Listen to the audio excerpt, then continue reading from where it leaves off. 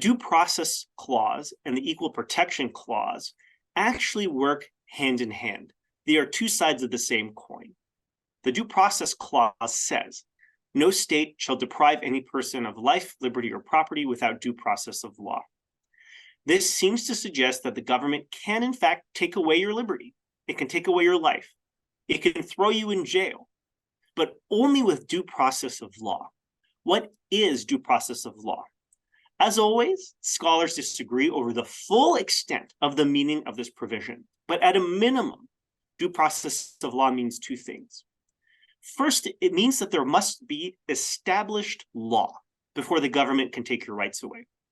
In other words, the government can't just say, jaywalking is not illegal. We saw you jaywalking yesterday. We didn't like that. Go to the Tower of London. You can't do that.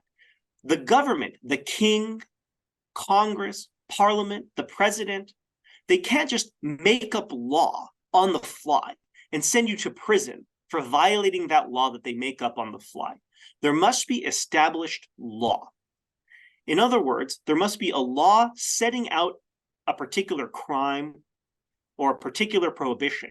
And only if you violate that law, again, that is established and known in advance, can the government send you to jail, can send you to prison. Of course, the second component of due process of law, then, is that your violation of that law must be adjudicated, must be determined through judicial processes. Someone can't just say, I saw you jaywalking the other day, therefore go to jail. You get a trial. Sometimes you get a jury. You get a court. You get a judge. You get judicial process. So due process of law fundamentally has two components. There must be established law, and one's violation of that established law must be adjudicated according to established processes in order to determine whether you've in fact violated the law. So that's due process of law. The government cannot arbitrarily send you to jail.